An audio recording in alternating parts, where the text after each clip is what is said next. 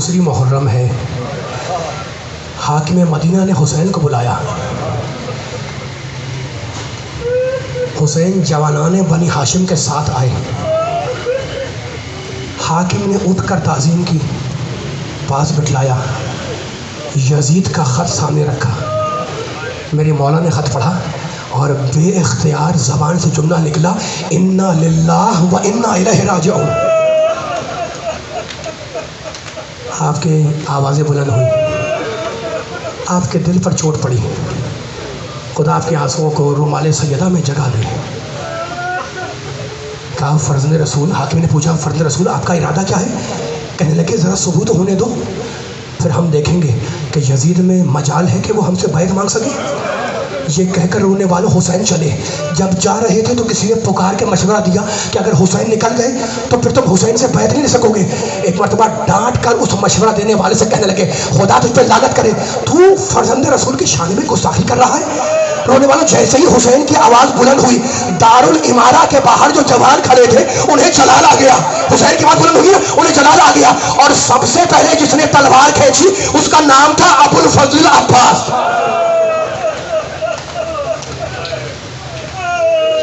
کہا عباس تلوار کو نیام میں رکھو. یہ کہہ کر اپنے دونوں ہاتھ اپنے اس بھائی کے دونوں کندھے پر رکھے اور کہنے لگے بھیا اب مدینہ رہنے کے قابل نہیں رہا، سامان سفر کی تیاری کرو، کل دن میں ہم مدینہ چھوڑ دیں گے. دیکھو یہ وہ دن ہے نا جن میں ہم کچھ مقتل کی تفصیلات بیان کرتے ہیں، مصائب کی تفصیلات بیان کرتے ہیں. بس دو چار جملے بیان کرنے آپ کے ننگناک ہیں. خدا آپ کے آنسوؤں کو قبول فرمائے. عباس سامان سفر کی تیاریاں مشغول ہو. عباس سامان سفر کی تیاری مشغول ہوئے. حسین گھر میں آئے، رسول کا امامہ اپنے سر پہ رکھا، رسول کی رضا اپنے کندھے پہ ڈالی، رسول کی تلوار کمر میں حمایل کی، رسول کے نالانے مبارک پہنے. حسین کا وطن چھوٹ رہا ہے نا.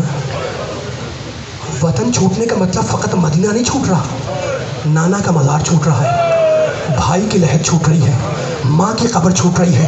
سنو گے رسالت کے زیور سے آراستہ ہو کر رات کے اندھیرے میں قبر رسول پر آئے. دور سے آواز دی السلام علیکہ یا جدہ، نانا آپ پر میرا سلام ہو. یہ کہہ کے فرمانے لگے نانا نانا آپ کی قبر کا مجاور آیا ہے. یہ جملہ کہا، دونوں ہاتھ قبر رسول پہ رکھے اور کہنے لگے نانا آپ کو تو معلوم ہے نا کہ امت نے آپ کے بعد ہمارے ساتھ کیا کیا، تو حسنی الیکہ یا جدہ، نانا مجھے ابھی اپنی قبر میں بلا لو. راوی کوئی نہیں ہے. خود حسین کہتے ہیں کہ جب میں نے جملہ کہا تو قبر رسول سے رونے کی آواز بلند ہوئی. حسین خود بھی رونے لگے. روتے روتے حسین کو کی آنکھ لگ گئی. خواب میں نانا آئے، کہا نانا آپ کی امت نے بڑا ستایا، نانا مجھے ابھی اپنی قبر میں بلا لو. کہا نہیں بیٹا ابھی تو تجھے کربلا جانا ہے. اور حسین سن حسین مجھے معلوم ہے کہ تو اپنی بہنوں میں سب سے زیادہ زینب کو چاہتا ہے اور اپنی بیٹیوں میں سب سے زیادہ سکینہ کو چاہتا ہے. تو بیٹا میری وصیت یہ ہے کہ جب رخصت آخر کے لیے جانا تو زینب کے آستین ہٹا کر بازوؤں پر بوسہ دینا، اور جب بچی کو گود میں لینا تو کہنا بیٹی مت گھبرانا، شام غریبہ میں تیری دادی تجھے گود میں سلانے کے لیے آ جائے گی. قبر رسول سے رخصت ہوئے اور اب رات کے اندھیرے میں اپنی اماں کی قبر پر آئے. رات کی تاریکی میں دور سے آواز دی السلام علیکہ یا اماں آپ پر حسین کا سلام ہو. رونے والا سنو گے قبرستان کا متولی کہتا ہے کہ ایک مرتبہ قبر سیدہ سے آواز آئی وہ علیکہ السلام یا غریب الام، اے ماں کے پردیسی بچے تجھے بھی ماں کا سلام ہو.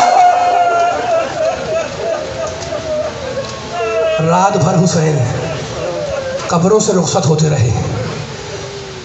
دن نکلا، مضافات مدینہ کا ایک رہنے والا 28 رجب کو مدینے میں آیا. اس کے دل میں تمنا پیدا ہوئی کہ نبی کے نواسے کے جانے کی شان دیکھو.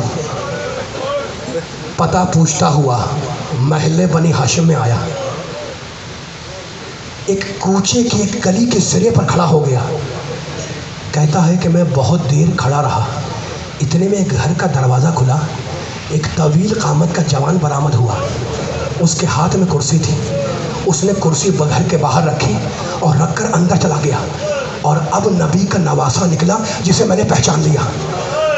حسین کرسی پہ آ کے بیٹھ گئے۔ کہتا ہے جیسے ہی حسین کرسی پہ بیٹھے، دو نوجوان جن کے چہرے چاند کی طرح چمک رہے تھے، وہ اس گھر سے برآمد ہوئے اور حسین کی کرسی کے پیچھے جا کر کھڑے ہو گئے۔ میں نے کسی گزرنے والے سے پوچھا کہ وہ جوان جو ذرا بڑا ہے وہ کون ہے؟ کہ اسے نہیں پہچانتا، یہ حسین کا بیٹا علی اکبر ہے۔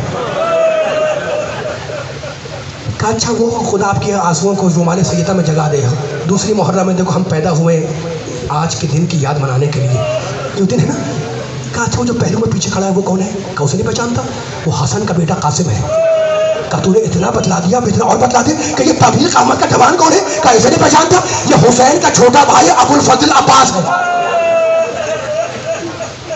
راوی کہتا ہے کہ اس طویل قامت کے جوان جس کا نام ابو الفضل عباس تھا، گلی کے دونوں سروں پر قناتیں نہ جھکی، میں قنات کے پیچھے چلا گیا اور منظر دیکھنے لگا۔ سنیں گے؟ کہتا ہے کہ کچھ ناقے آئے، حسین کرسی پر بیٹھے ہیں، اکبر و قاسم کرسی کے حسین کے پاس کھڑے ہیں، طویل قامت کا جوان گلی میں ٹہل رہا ہے۔ کچھ ناقے آئے، ناقے بٹھلائے گئے، ان پر چھوٹے چھوٹے خیمے رکھے گئے، وہ ناقے آگے بڑھ گئے۔ پھر کچھ اور ناقے آئے، ناقے بٹھلائے گئے، ان پر پانی کے مشکیزے بار ہوئے، وہ ناقے بھی آگے بڑھ گئے۔ پھر کچھ اور ناقے آئے، ناقے بٹھلائے گئے، ان پر مزید سامان سفر اور کچھ چادریں بار ہوئی، وہ ناقے بھی آگے بڑھ گئے۔ جب ناقے آگے بڑھ گئے تو کہتا ہے کہ اب اس جوان نے ان بچوں کو دیکھا جو تماشا دیکھنے کے لیے چھتوں پر کھڑے تھے، اور پکار کے کہا بچوں اتر جاؤ، اب سیلانیاں نکلنے والی ہیں۔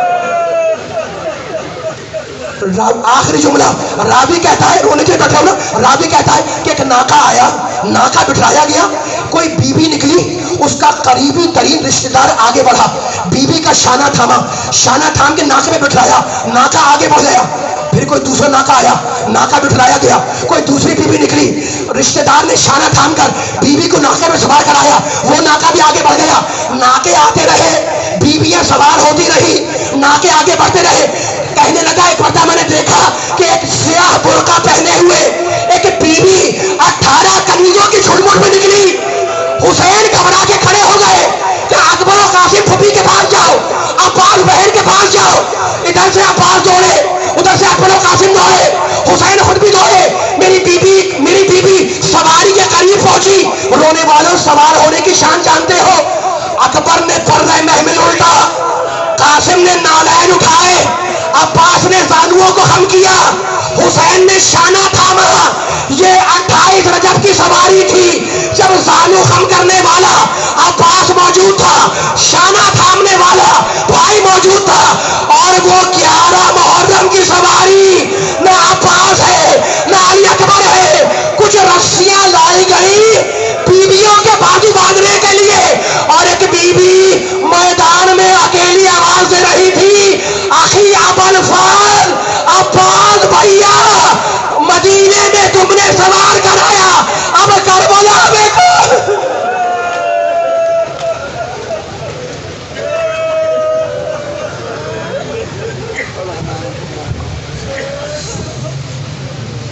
متوجہ زیارت